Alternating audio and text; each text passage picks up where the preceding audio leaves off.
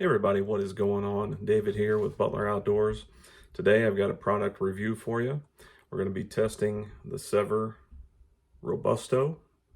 It's their crossbow version of their 2.0 that they have. So we'll be shooting this out of my Raven R9.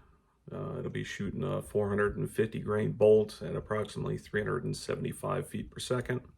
We'll go over some of the specifications, take a look at the broadhead, and then we'll see how it does going through a tan deer hide and some low density foam, just to see how it opens up on impact and what kind of cut it produces. All right, stay tuned.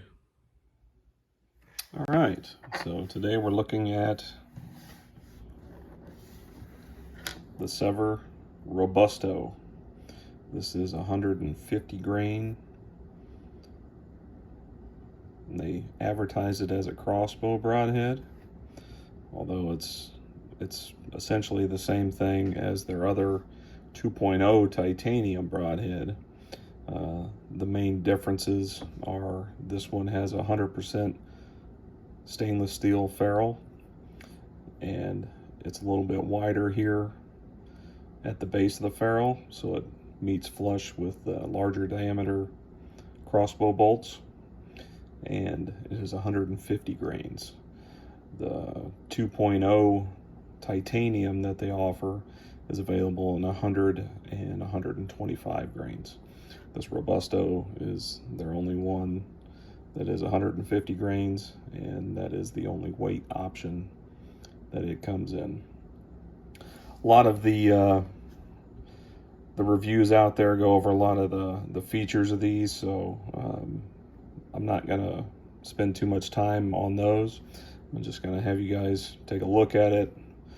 We'll look at the actual cut versus advertised cut, and then we'll shoot it through some deer hide with some low density foam, see what kind of entrance and exit holes it produces. But it should fly really well. Very low profile. You know, you've just got these wing butts that stick out very little bit.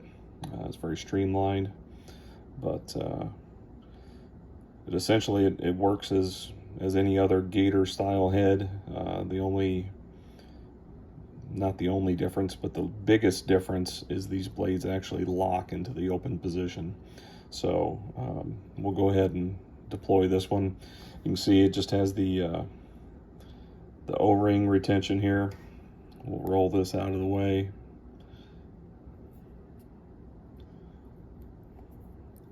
Get that out of the way there.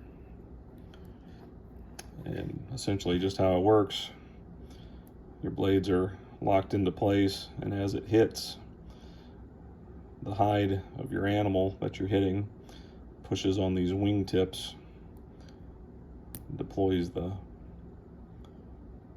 blades just like so. If you listen carefully, you can probably hear them lock into place. There, they just clicked into place. So they are locked into place there. And that is what they look like once they're deployed. We'll go ahead and get a ruler pulled out here and take a look. From previously measuring these, the cutting diameter from them being in the full locked position is slightly short. I'll try and do this so you guys can see here.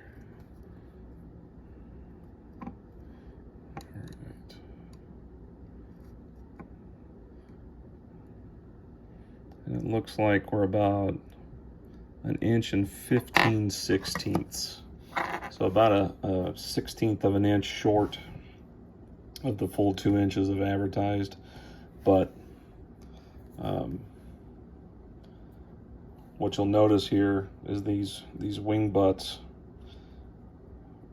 This is what causes the blades to deploy, and as they're penetrating, there's going to be pressure on these. So if you watch, as I put a little bit of pressure in there, the blades actually open up. So the advertised 2-inch cutting diameter is true. It's when it's in the locked position, It has, I guess what you could say was a minimum cutting diameter once it's been deployed of 1 15/16 inches. So we can go ahead and measure what it is with those wing butts. Yeah, and we're right at, if not a hair over, 2 inches. Looks like it's right at 2 inches. So that advertised cutting diameter is true, and it does have the potential to cut a little bit larger hole, depending on how much pressure is being forced onto those wing butts. But if you do have a hard impact or anything like that, that locking mechanism prevents it from closing. So you should always get that 1 15/16 inches. I will point out one of the other features that they have is the fact that they do pivot. So if you have a hard impact on one side where it hits bone, heavy cartilage, anything like that, the Broadhead does have the ability to pivot the blades, which helps reduce the chance of damage and deflection. But when it does that, it will reduce that cutting diameter temporarily until it clears that object and swings back to the full cutting position like that. But it's 100% steel. Very neat looking design, based on some of the other reviews I've seen on YouTube. Sevr in general produces a very high quality product, and as far as mechanicals go, they are very durable and a very reliable head. So we're going to shoot this through my crossbow, and we'll see how it does. Stay tuned.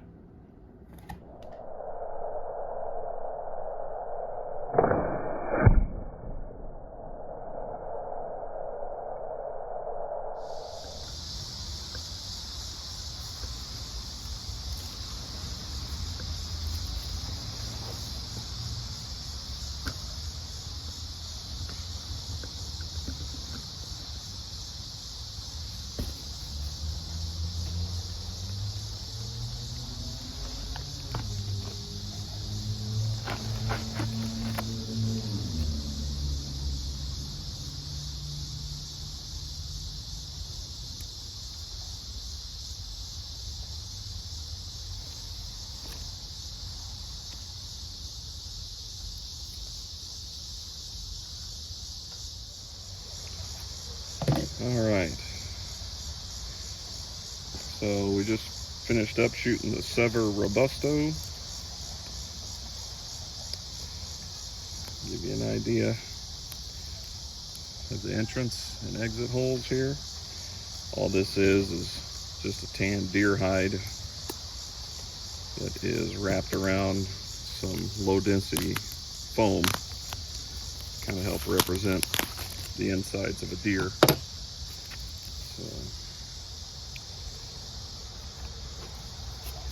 Here is the entrance here. Get all this hair out of the way.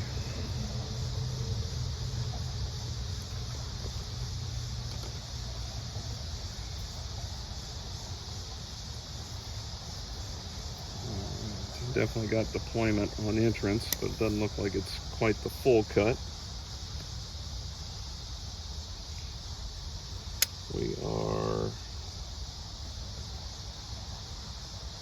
about 1 5/8 inches.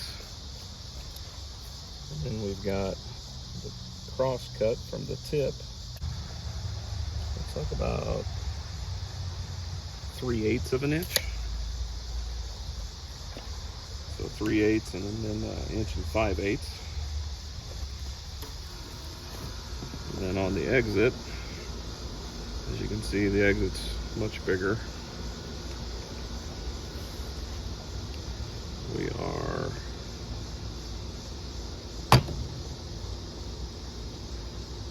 right at 2 inches, which is the advertised cut.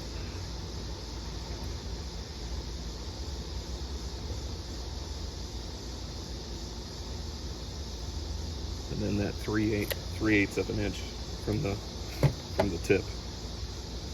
So not quite the full deployment on the entrance, but still a good hole. But the exit is that full 2-inch, and then the 3/8 of an inch from the tip. Nice clean cut.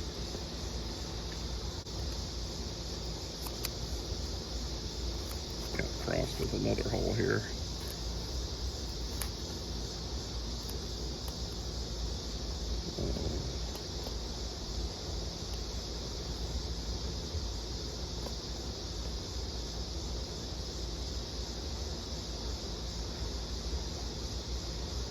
Yep, we're about 1 5/8 right there at the entrance to the foam. So we'll see what it looks like after that first layer of foam. See how long it took to fully deploy.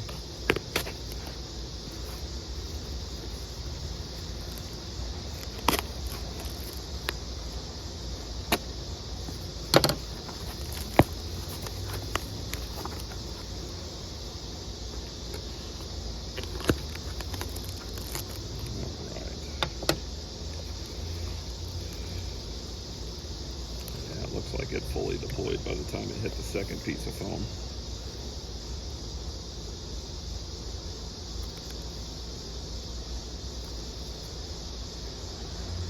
Yeah, matter of fact, we're getting larger than advertised. Looks like it's about 2 1/8. So definitely cutting a big hole. Show you guys the entrance and the exit again. There's the entrance hole, 1 5/8, then 3/8 across. So you're actually getting 2 full inches of cut. And there's the exit hole, 2 inches by 3/8 of an inch. It's a nice big hole. And that is shot out of my Raven R9, shooting about 375 feet per second at 20 yards. So nice big holes.